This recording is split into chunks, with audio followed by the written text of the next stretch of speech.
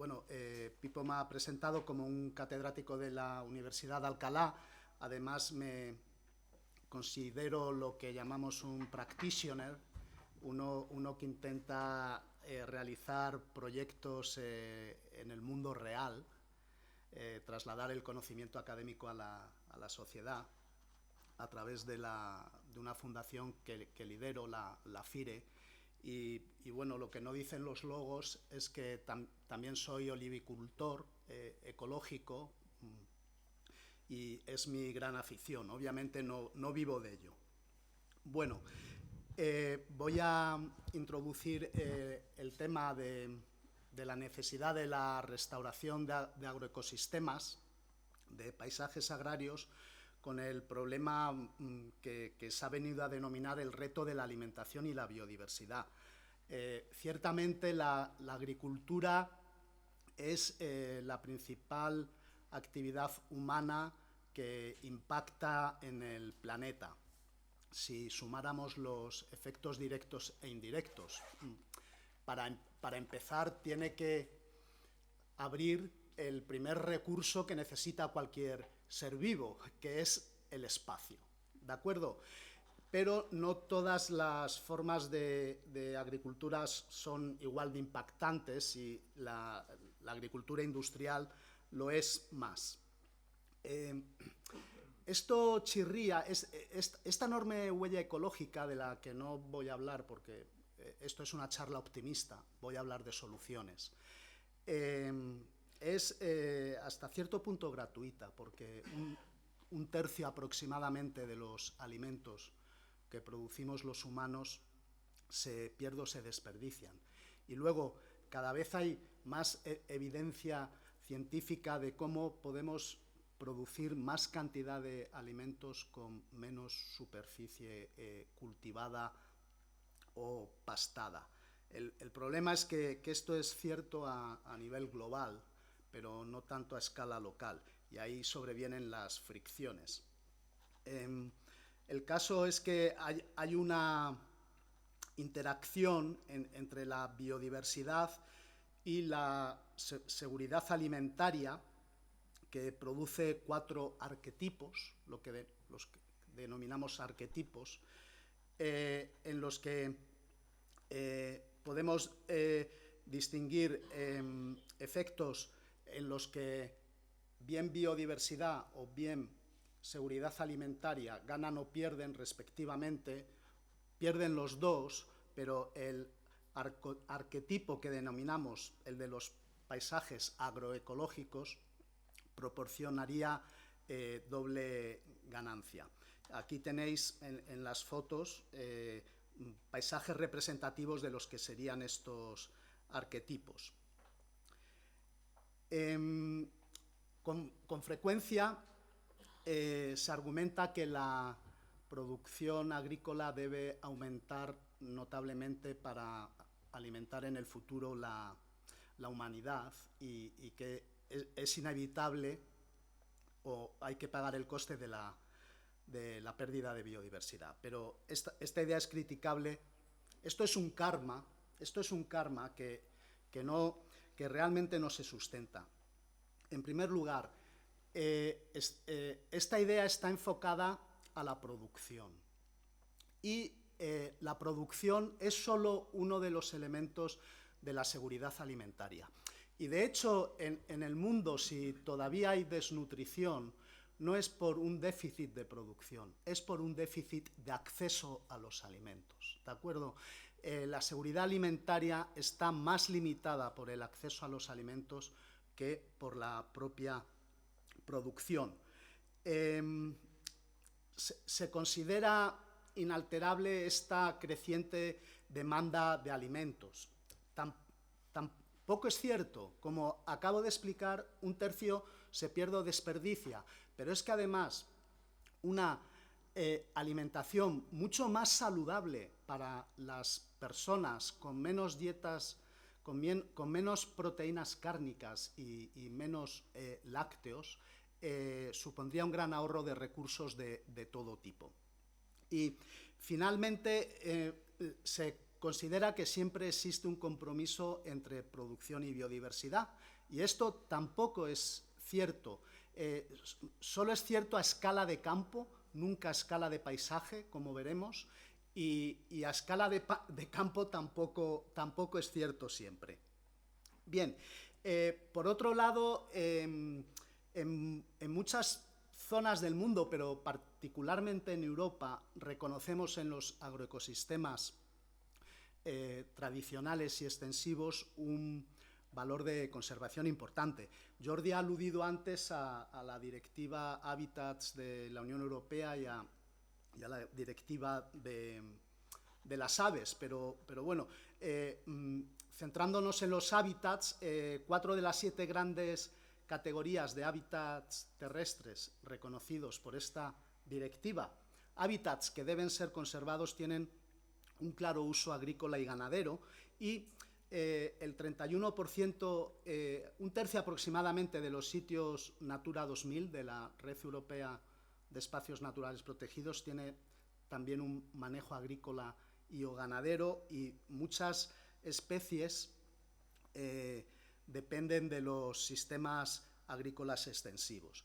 Bueno, todo esto nos lleva a pensar que debemos pensar en un cambio de paradigma de los modelos de producción agrícola. Los modelos al uso y convencionales de agricultura establecen una relación positiva entre la intensidad del manejo y los niveles de producción. Y esta relación no es lineal, no es asintótica.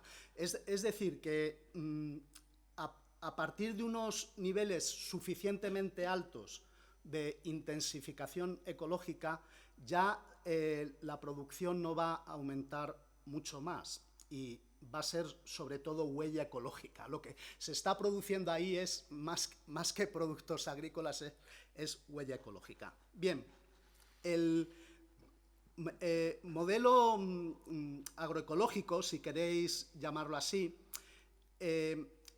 obviamente reconoce el efecto del manejo agrícola en la producción agrícola, pero la intensificación merma la biodiversidad, las funciones de los ecosistemas, y resulta que esta biodiversidad y estas funciones de los ecosistemas son críticas para la producción de alimentos. Ahora, por ejemplo, me estoy acordando de los enemigos naturales de las plagas agrícolas, de los polinizadores. La mitad de los alimentos que consumimos los humanos son polinizados, sobre todo por insectos. Y bien, hay otros efectos, retención del agua, de los sedimentos, retención de los nutrientes, ciclo de los nutrientes, etcétera, etcétera.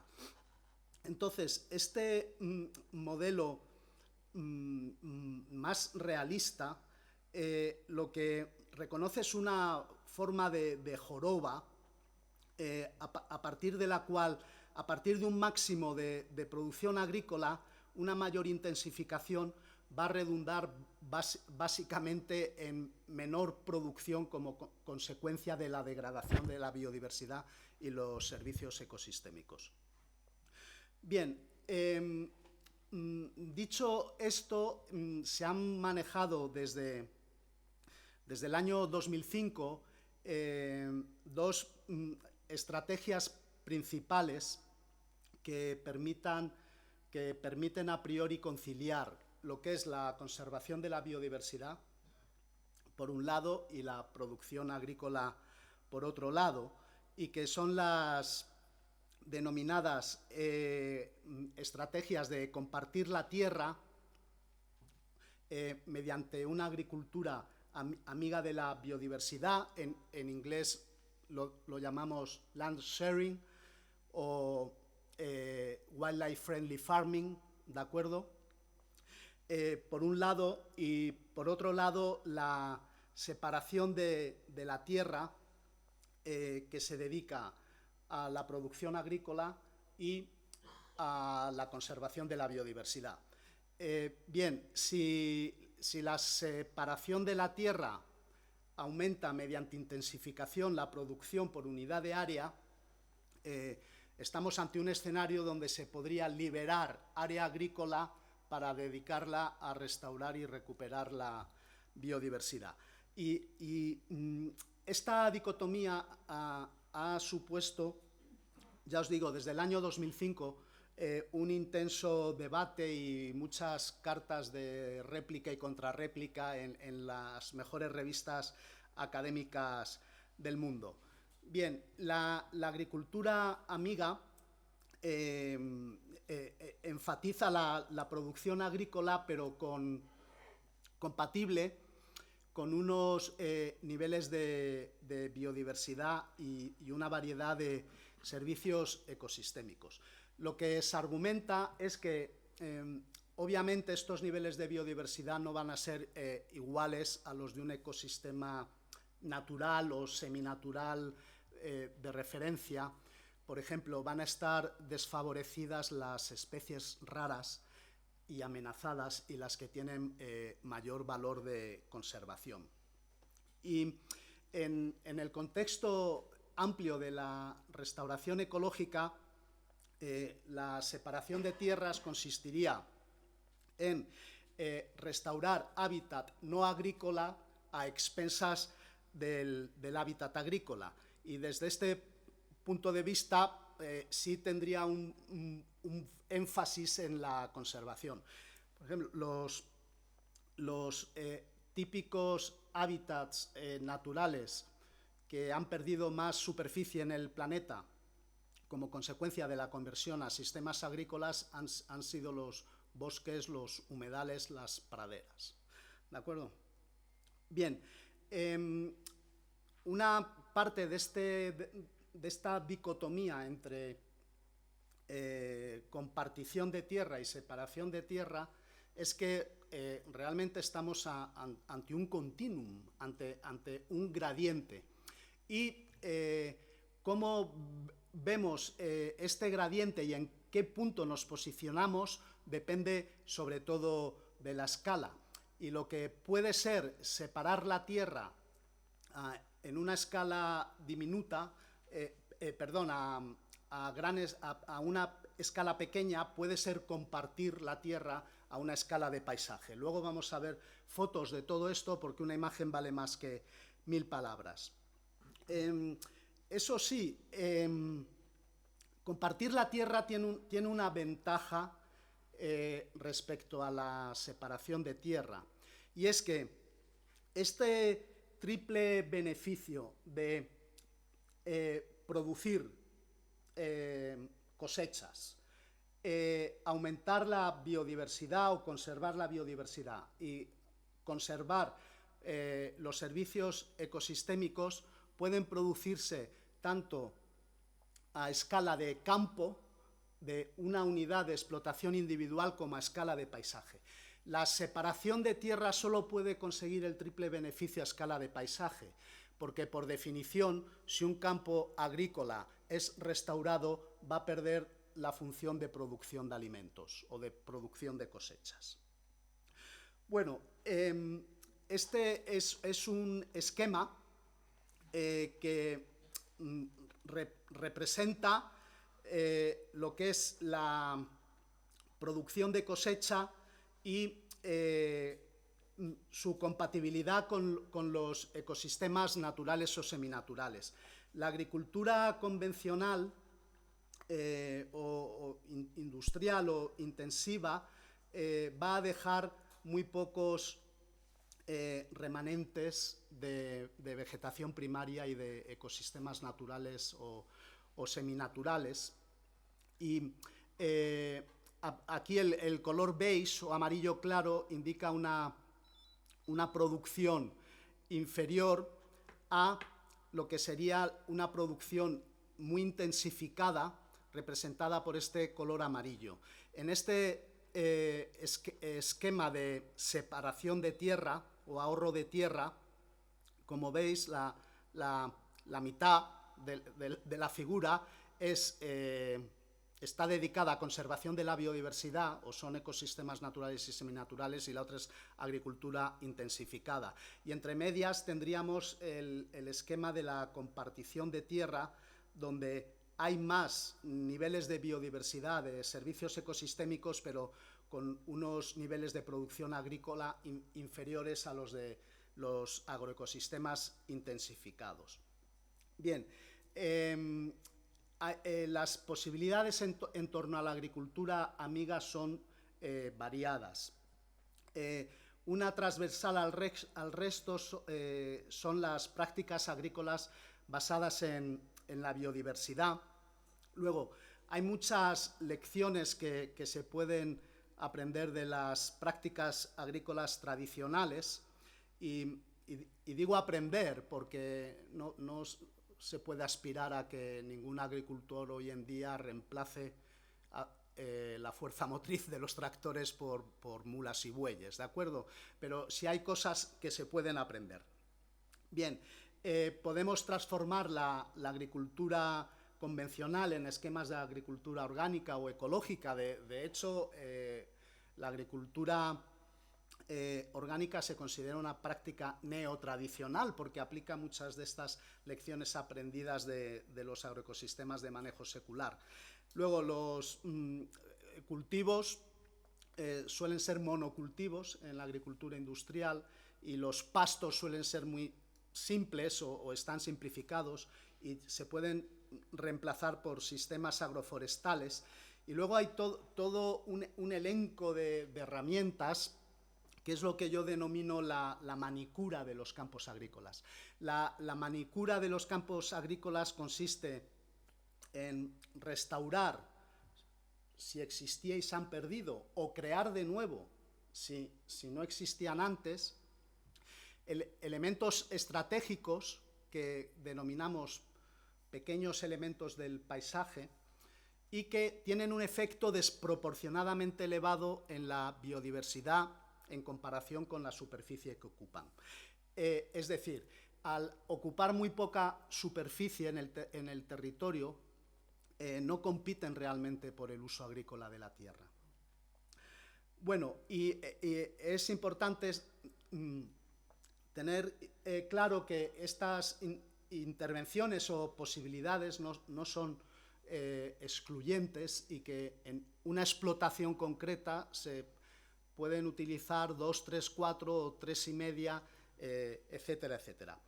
Bien, según este artículo, en 2018 el 9% de la tierra agrícola global estaba en esquemas de intensificación sostenible.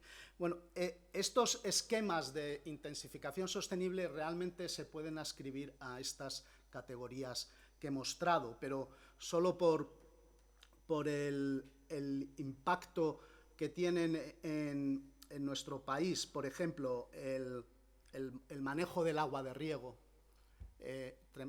tremendamente importante, y ahora tenemos... hemos tenido en los medios de comunicación el caso de Doñana, ¿verdad?, de los regadíos en Doñana,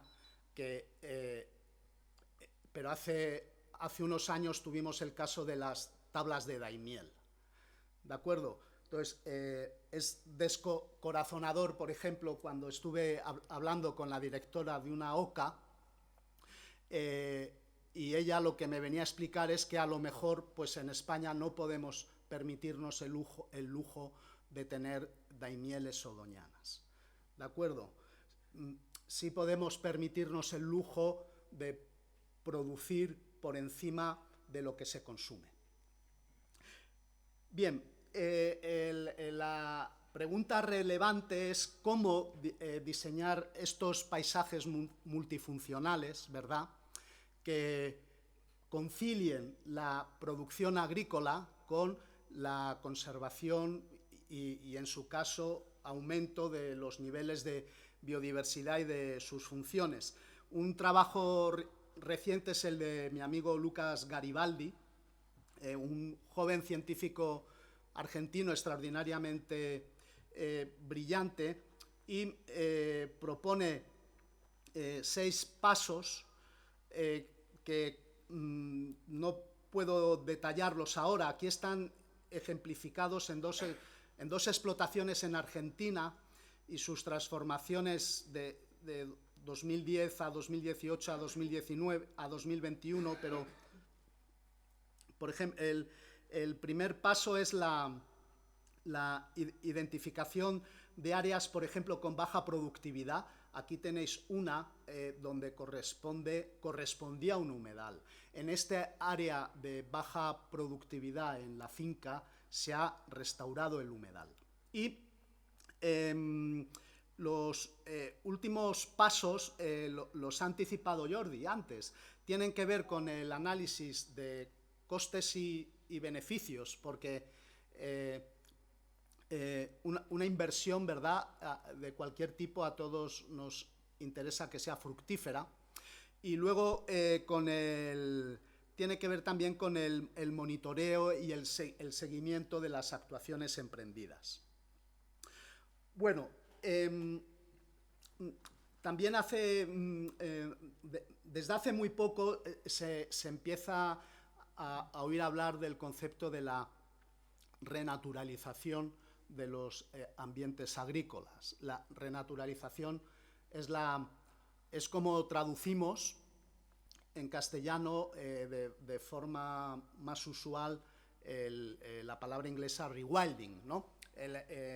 Y que causa una gran confusión en el público, porque el público en general se cree que la renaturalización es la reintroducción de grandes herbívoros y carnívoros.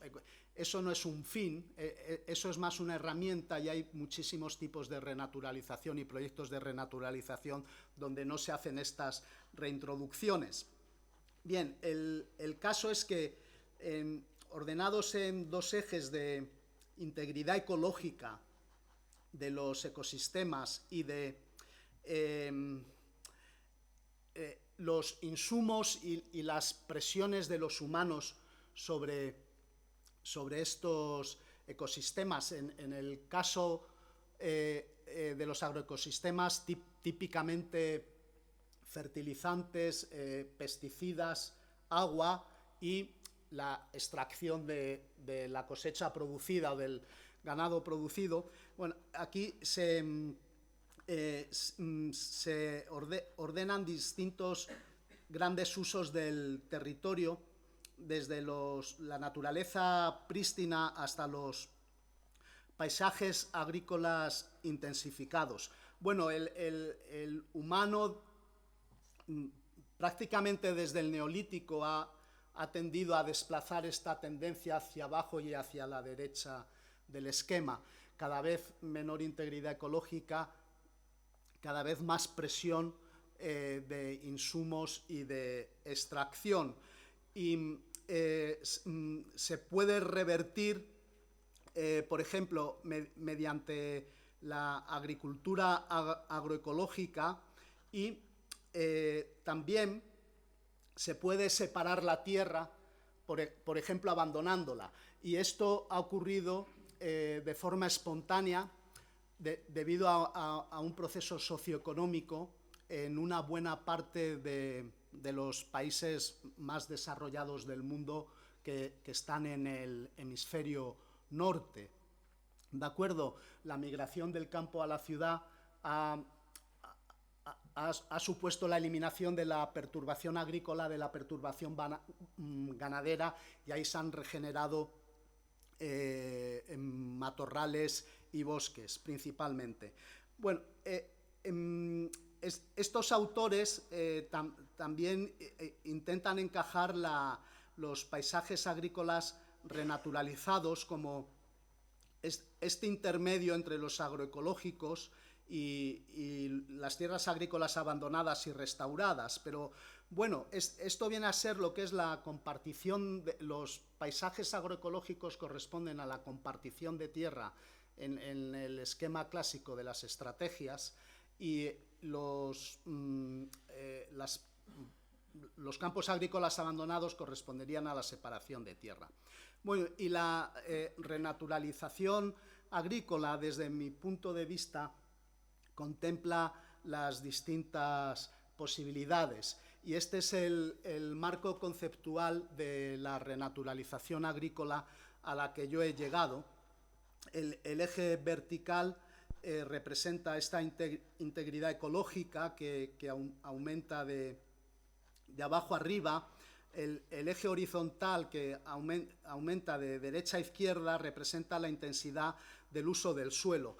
En las esquinas de este esquema tendríamos los ecosistemas naturales, la naturaleza prístina, y en el otro lado la agricultura intensificada. Bien, esto corresponde a la estrategia clásica del ahorro de tierra, pero como explicaremos más adelante, los denominados paisajes de trabajo o paisajes de producción, que no solo son los paisajes agrícolas, también son los paisajes forestales, en particular paisajes forestales explotados, quiero decir, y en particular las plantaciones forestales, ¿de acuerdo? En ellos debemos separar al menos un 20% de la superficie del territorio para su restauración. Y a esta cifra hemos llegado distintos autores de forma independiente. ¿De acuerdo? Bueno, este óvalo discontinuo indica el papel de la agricultura extensiva, y es discontinuo porque ciertamente en principio es menos productiva que la intensificada. Y estos paisajes o estas partes de los paisajes propuestos con agricultura extensiva o tradicional, blanda, tiene distintos nombres, ¿verdad?, corresponden a la estrategia clásica de la compartición de tierra, pero hay dos nuevas tendencias que ahora son emergentes y que son sobre todo proyectos piloto y de investigación, no todavía son, no están muy extendidos, por así decirlo. Por un lado es la agricultura de precisión. La agricultura de precisión puede ser intensiva, pero esta precisión en principio va a ahorrar recursos. Si el arado, si la vuelta del tractor es milimétrica respecto al anterior trazado, el arado no va a solapar con el anterior trazado. Esto miles de veces que hacen los agricultores, pues se va a traducir en un ahorro de trazado, ¿estáis de acuerdo? Y en consecuencia de combustible, de hierro, de goma, de los neumáticos, de muchas cosas. Es que un tractor es muchas cosas. Bien, y otros esquemas son los de esquemas agrícolas ecológicamente intensificados. Esto se lleva haciendo más tiempo. Por ejemplo, en los naranjales de Valencia, tengo entendido que desde hace años se llevan colmenas de otras partes para, digamos que forzar la polinización o aumentar los niveles de polinización que requieren estos cultivos. Y esto yo lo he visto pues con otros cultivos en otras partes del mundo. Bien, vamos a hablar ahora, no sé a qué hora empecé, pero tú me avisas. Y media, lleva media hora. Llevo media hora ya. Bueno, un poco de algunos ejemplos. Europa es una de estas regiones del mundo donde ha habido abandono de tierras agrícolas y de pastizales extensivos, y esto ha provocado una restauración forestal en las últimas décadas que ha producido bien la expansión de remanentes forestales que quedaban en el paisaje, por un lado, bien fusión de fragmentos forestales. Tenemos más bosques que nunca. Hay formas de dirigir esta restauración forestal espontánea en los paisajes agrícolas donde hay muy pocos remanentes de vegetación forestal. Obviamente lo primero que necesitamos son árboles y arbustos que produzcan semillas que puedan ser trasladadas a las inmediaciones típicamente por dispersores, ¿no? Por animales que las dispersan. Unos colegas y yo propusimos hace unos años el método de los islotes forestales en mares agrícolas, que después lo ampliamos a las costas, para seguir con la terminología marinera. Los islotes serían bosquetes que pueden ser plantados, ¿no? Y las costas serían los setos, que es otra forma de bosque, son bosques reticulados, y si os vais a la definición oficiosa de bosque de la FAO, veréis que hay muchos sistemas de setos que se ajustan a la misma, más de media hectárea con cabida cubierta del 10%, y luego para la altura de los árboles pues es más flexible, ¿no?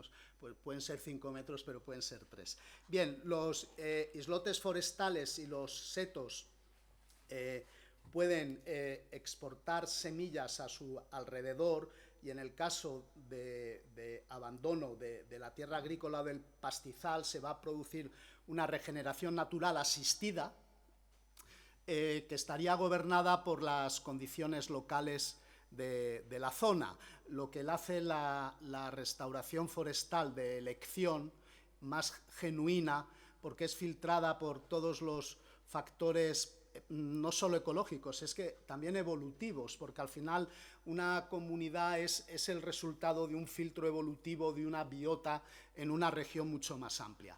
Si el terreno agrícola no es abandonado, estas estructuras pueden permanecer in situ, ocupando una fracción mínima del territorio, y pueden ofertar este potencial de regeneración natural asistida a terrenos vecinos. Bueno, aquí esto lo he esquematizado. Fijaros, mis islotes experimentales son de 10 por 10 metros, 100 metros cuadrados. Si separáis dos, 1 kilómetro, hay una oportunidad de lluvia de bellotas en una superficie de más de 1,5 kilómetros. Fijar, ahora se puede entender por qué llamo manicura de los campos agrícolas, porque son acciones que ocupan una fracción diminuta en el campo agrícola, pero que tienen un impacto desproporcionadamente elevado en la biodiversidad. Estos islotes forestales, también los setos, pues se pueden distribuir estratégicamente en un paisaje. Bueno, y yo no conozco ningún sistema agrícola, por muy intensivo que sea, que no ofrezca oportunidades para la recuperación de la biodiversidad. Estos son ejemplos de humedales artificiales en el desierto de los Monegros. Ahí los investigadores lo que hacían es canalizar el efluente de las aguas de regadío hacia estos humedales. Los humedales retenían este agua cargada de nutrientes, obviamente, mucho regadío, mucha fertilización, y además de desarrollarse la vegetación acuática, incorporar estos nutrientes del agua a la vegetación, que después puede ser cosechada, transformarse en bialcohol, pues evita, por ejemplo, la contaminación de las capas freáticas y de los cursos superficiales de agua. Y para los agricultores con campos en regadío que puedan estar preocupados por la superficie que pueden ocupar estos sistemas acuáticos artificiales, pues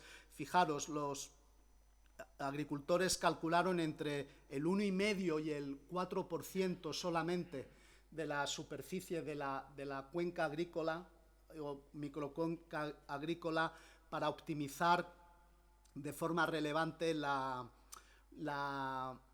retención de nitratos en esta vegetación. Y este es un mapa del mundo que representa los paisajes más agrícolas con tonos crecientes de intensidad de rojo y unos ejemplos representativos que están en esta figura, bien para maíz, colza, soja, trigo y aguacates.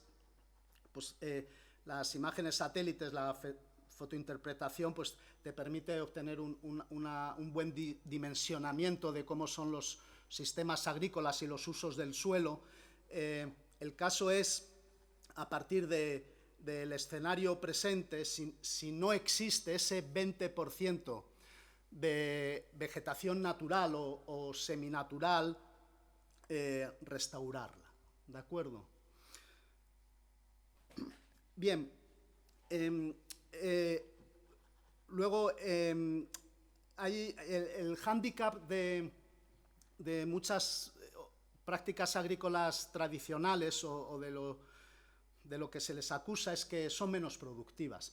Y ciertamente los metaanálisis globales cifran en torno al 20% de menor producción respecto a los sistemas agrícolas convencionales o más industrializados.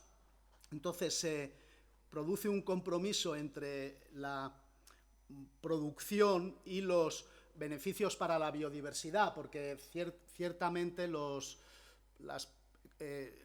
sistemas agroecológicos son favorecedores y promotores de la biodiversidad, y estos autores llegan a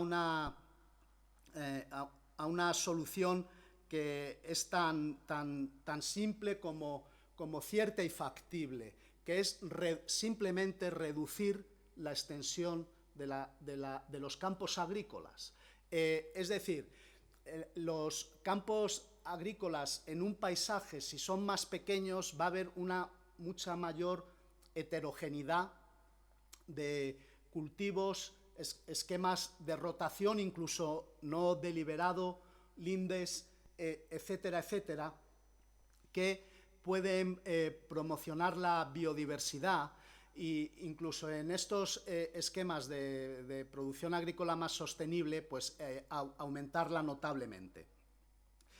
Bien, luego hay distintos esquemas para lograr todo esto.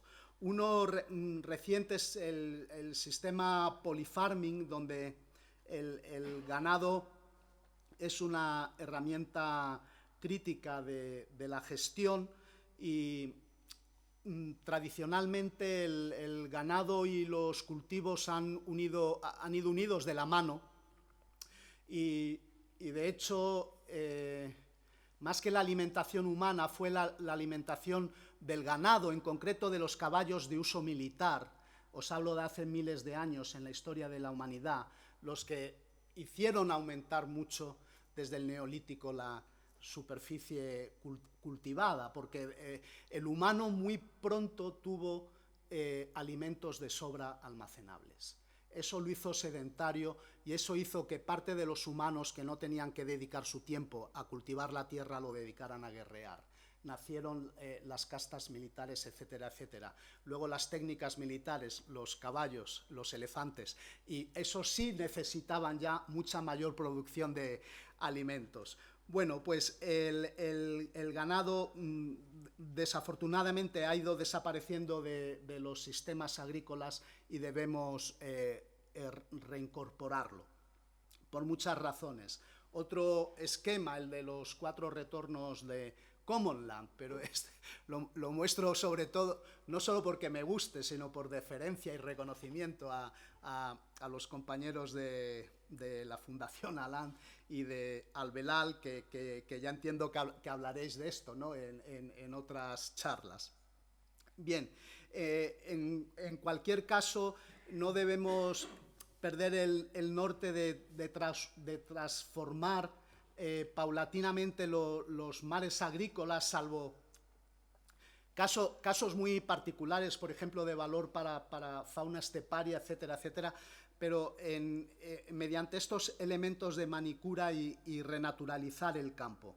Estos son setos plantados por la FIRE, veis que conectan dos remanentes forestales, y esto es una pequeña charca que han ido desapareciendo de los paisajes por la roturación de los tractores. Antes los bueyes, las mulas no tenían fuerza para roturar estos elementos. Entonces, paisajes como estos, campiñas agrícolas desprovistos de vegetación, donde esta vegetación queda relegada prácticamente a las zonas muy marginales, rocosas, cerros, montañas, etcétera, etcétera, deben pasar a paisajes más bien de este tipo, donde sobre todo se aprovechan los elementos lineales del paisaje, como los arroyos, las lindes, los bordes del camino, porque no solo ocupan la menor extensión, sino porque ofrecen una gran superficie de contacto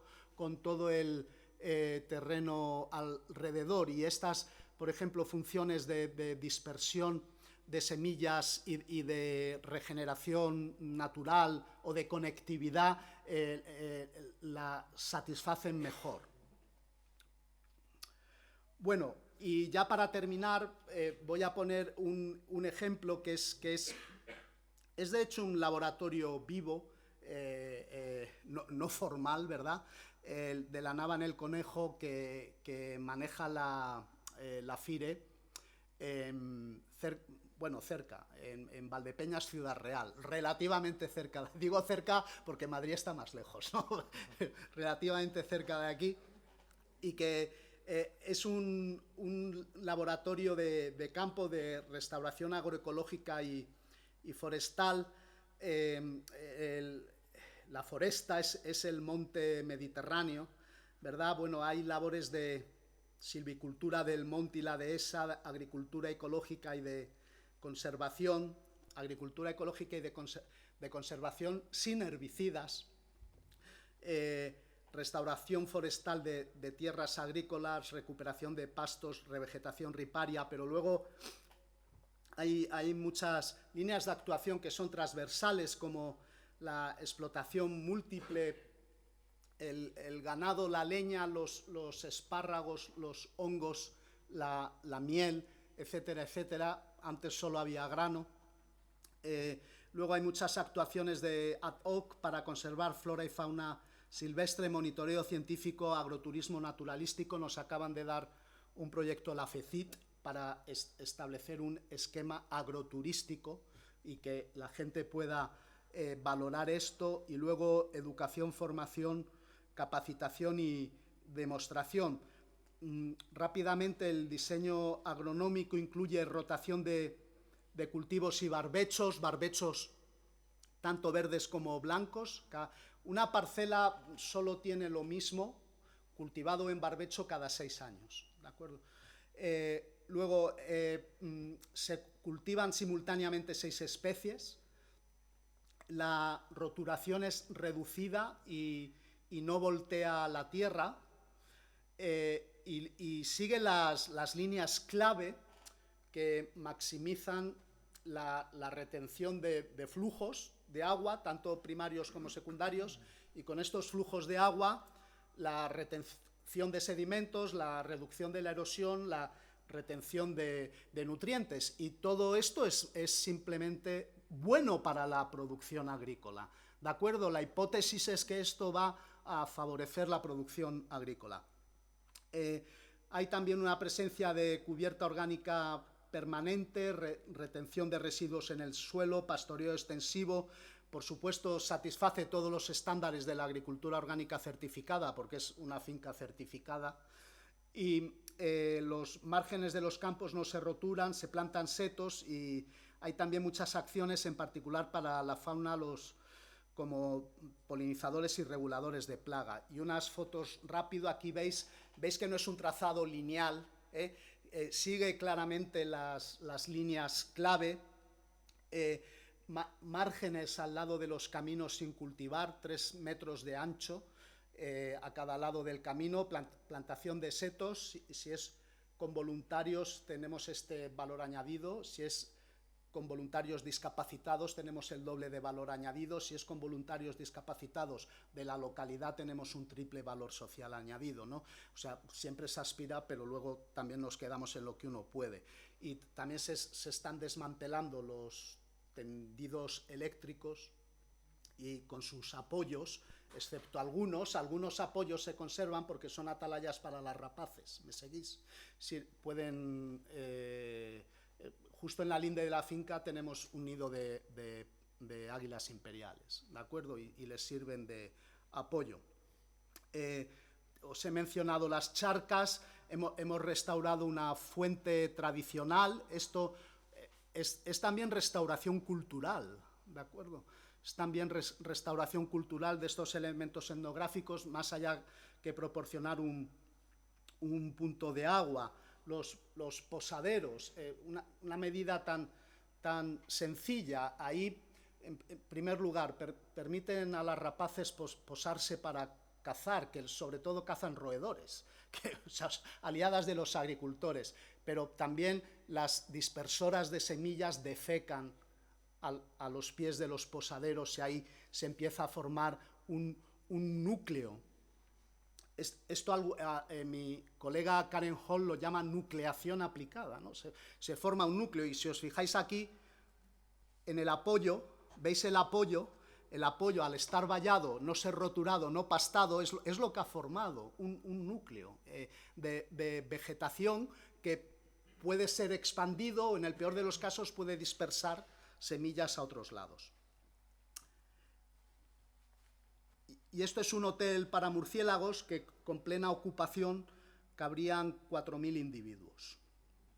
Los murciélagos son reguladores biológicos de tanto plagas agrícolas como forestales, porque depredan en polillas, ¿vale? Aquí os voy a enseñar unas acciones de separación de tierra. Aquí en primer plano la restauración de un humedal.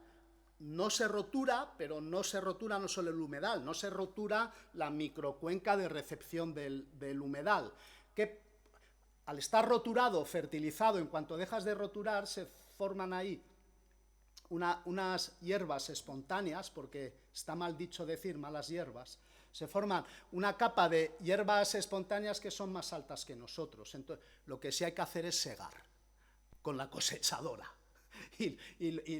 Eso, claro, no te lo llevas al granero, lo dejas triturado, le pides al maquinista modo trituración, ¿de acuerdo? Como la paja, modo trituración, y la deja ahí picada. Y en las parcelas rebanadas al monte, hace unas décadas, pues se están dejando de roturar y son restauradas de forma asistida. Y como yo explico a mis estudiantes, la biodiversidad es extraordinariamente agradecida. Y en cuanto se le da una oportunidad, la vida, por definición de vida, lo que quiere es persistir y se recupera, ¿de acuerdo?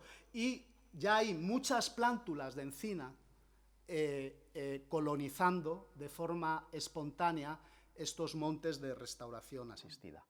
Bueno, y ha coincidido esta invitación, ¿verdad?, de la buena, ¿no, Pipo? Ha coincidido con la publicación de mi libro, que está en pantalla, que se llama La renaturalización del campo, agricultura y biodiversidad pueden compartir la tierra, que ya más de un colega y amigo me ha dicho, mal subtítulo es deben compartir la tierra.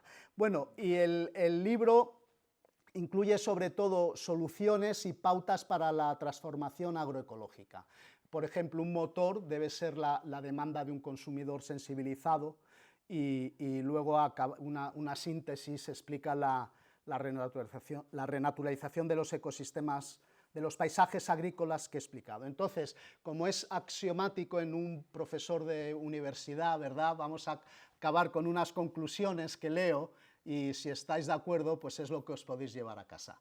La restauración ecológica a diferentes escalas, fijaros que Jordi y yo hemos mencionado la palabra escala varias veces, ofrece oportunidades para conciliar la producción agrícola y el aumento de la biodiversidad y los servicios ecosistémicos. En un mundo donde sobran alimentos, podemos restaurar tierra separada y debemos transitar hacia una expansión generalizada de la agricultura amiga de la biodiversidad y los paisajes multifuncionales. No es todo o nada. Es posible transformar tierra agrícola en ecosistemas naturales sin comprometer la producción global de alimentos. Pero el triple beneficio de producción, biodiversidad, servicios ecosistémicos será logrado solo a escala de paisaje, mediante esta separación de tierras. Se necesita, de esto no he hablado, pero es obvio, ¿no? Se necesita sensibilización del público, educación, capacitación, particularmente de los agricultores, sostenibilidad financiera y políticas adecuadas para alcanzar estos objetivos. Bueno, todo esto, claro, le invitan a hablar a uno, pero hay detrás proyectos que financian y ayudan de distinta naturaleza, pero yo sobre todo lo que quiero es agradecer la ayuda de muchos estudiantes que he tenido a lo largo de mi carrera de profesor, de colegas y de revisores de proyectos y de artículos. A vosotros gracias por la atención.